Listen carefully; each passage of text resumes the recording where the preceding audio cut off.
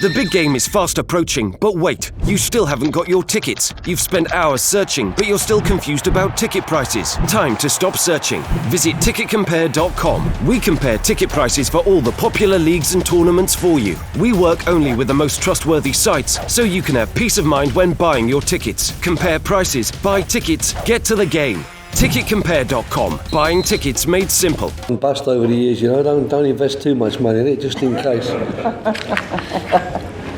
Right, here we go. Right, can I start with some injury news, please? No, it's amazing.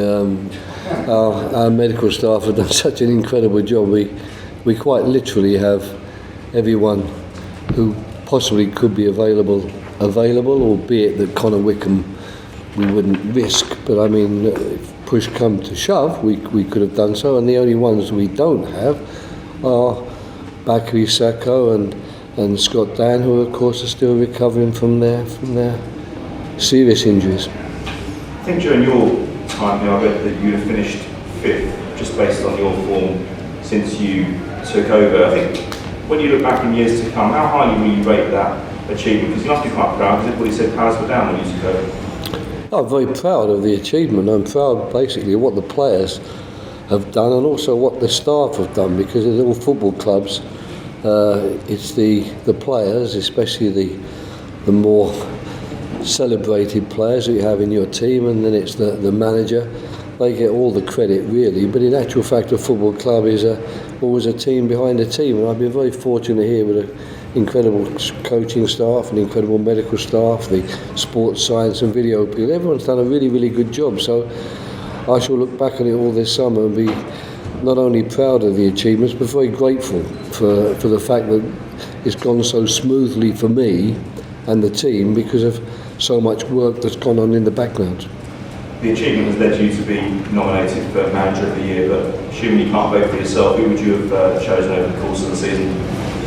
There are so many this year, to be honest, and I think that I heard the list today of the ones that are up for nomination, and there's a lot of us, and I think that's because I think a lot of managers this year have done a really good job. You know, we take teams, 3 teams have come up, Huddersfield, Newcastle and Brighton, and all 3 have done brilliantly well really, because it's so hard to stay in this league, and their managers have done brilliantly well. Sean Dyche, of course, has had so many commendations throughout the year, and so he should have, totally justified. But then of course at the top of the league we've seen some fine performances as well. You know, Guardiola and Klopp, what they've done for their clubs this season. So it's nice to be mentioned, and I think I'll be speaking for quite a few of my colleagues in that respect. But whoever gets it this year will have really earned it anyway. So I can't push you for a name now that you voted for. Who I voted for? No, I don't like to say that really, because I cherish my relationship with other managers. I think it's important. I would like them to think that I'm always correct and always respectful. And I think that once you start saying I voted for X, Y, and Z, there might be one or two saying, well, that's not very good. He could have voted for me. So I think I'll keep my powder dry. But I've got to say it wasn't an easy choice to get my 3 names this year, because I think there were a lot more than 3 candidates.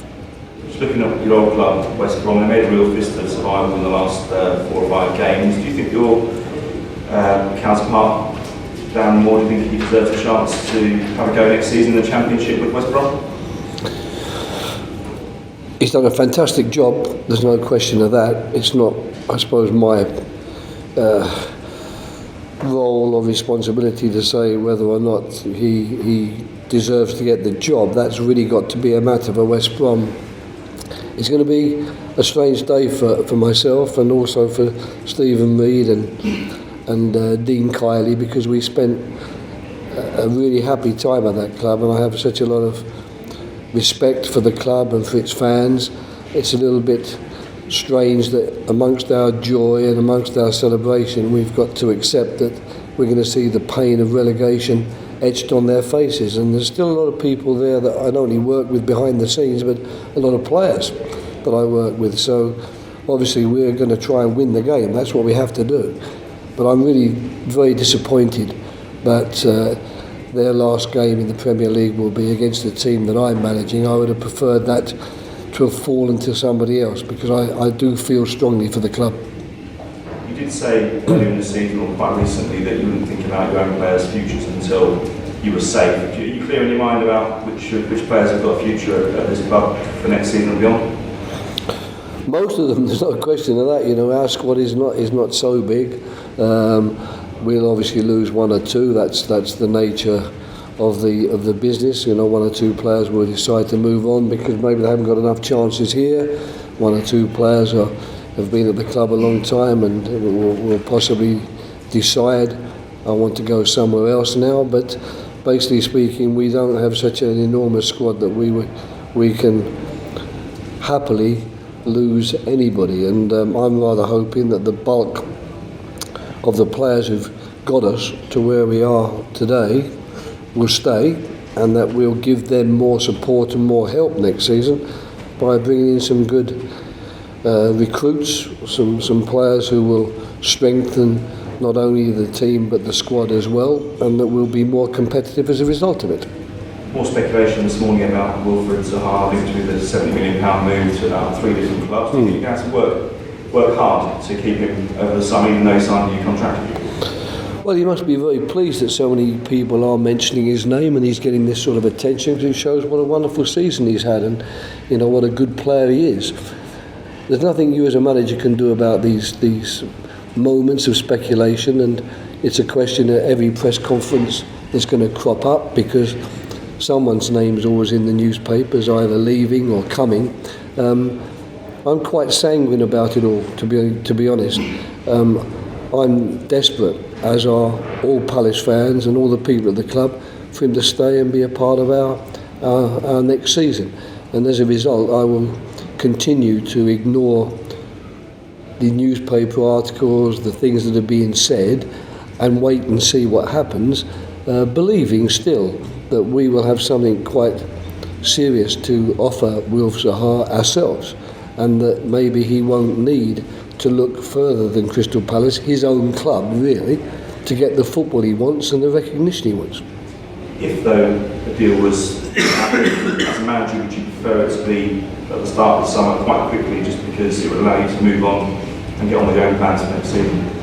No, I don't want it to happen at all. So there's no good moment that you can give me that in this hypothetical situation where I will be happier because of, I will be very unhappy the day when Wilf Zaha leaves this club, because I hope long after my time here I shall still be watching him play for Crystal Palace, because this is where he belongs, this is his club. He knows how much we value him, he knows how much the fans value him, and I'm hopeful that this will remain a speculation. I don't blame other clubs for coveting him, but he's ours, he's under contract here, and I believe he'll still be ours when the season begins. You've been here a little while now, you've made great progress. What do you feel the next step is for this club? Obviously you've seen the stadium plans as well. Do you think a European push next season could be on the horizon? No. I think that the biggest danger that can befall a club is losing sight of what is achievable and what is sensible for the club. We may, if we're very lucky and play well at the weekend, we can end up somewhere in the middle of the table. But we've spent our whole season desperately fighting relegation. We've seen ourselves in the newspapers relegated, as you rightly said, certainly after 7 games, but plenty of other times during the season we've been relegated. For the club to think of anything other than stabilising what we've managed to achieve in this final part of the season, improving the squad and the team to make certain we don't find ourselves in a position once again where we're flirting with relegation. And my advice to everybody would be, be happy for the time being that we're in the Premier League, because we could so easily not have been, and it's such a difficult league to be in that if you start thinking, it's gone quite well this season, next season we'll push on and be European, I think that might be one of the quickest ways to get you relegated that you could look for.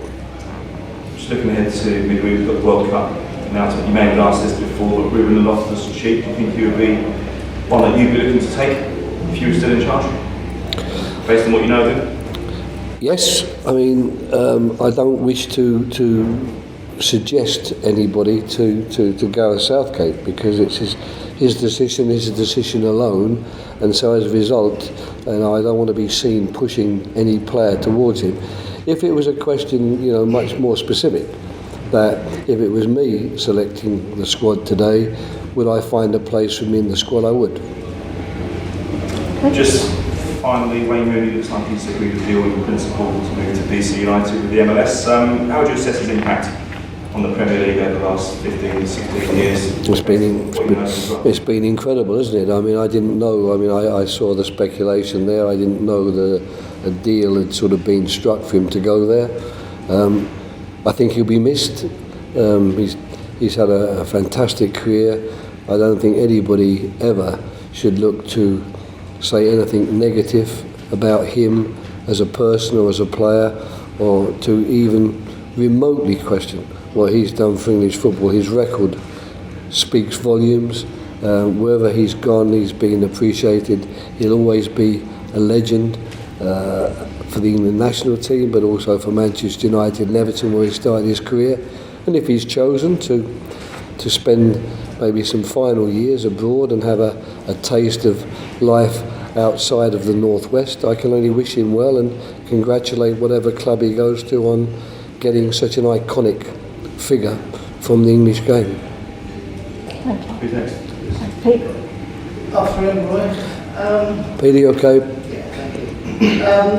If you look at West Brom and Crystal Palace's season in contrast, how vital was it the decision by the owners to make one Euro appointment? Because if they'd have left it a bit longer, Palace might be in the situation where West Brom are in, and delaying the appointment of West Brom probably has cost them their place in the Premiership. Very speculative, very hypothetical. When clubs decide to change their managers, obviously of absolutely no consequence or no business of mine. I'm just happy that Palace turned to me early in the season, if you like, and gave me at least these 34 games to try and turn around what was looking like a pretty desperate situation. But I don't have any comments about West Bromwich Albion. I wouldn't dream of making any comparisons.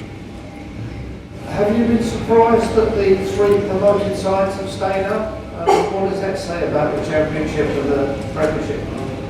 I think it says an awful lot about the clubs, the managers and playing staff for those clubs. I think you're talking about three very well disciplined, very well organised teams that have a very clear idea of what they want to do on the field of play, teams that are difficult to beat, all three of them, even though they don't have as many famous names as some other clubs in the league. So I think it's a great credit to the managers and the coaching staff of those clubs, perhaps more so than making a comment about what the Championship's like. I don't know what the Championship's like, but if every team in the Championship is as good as those three, then it must be a fantastically good league. Does it sound like a warning then to some Premier League sides?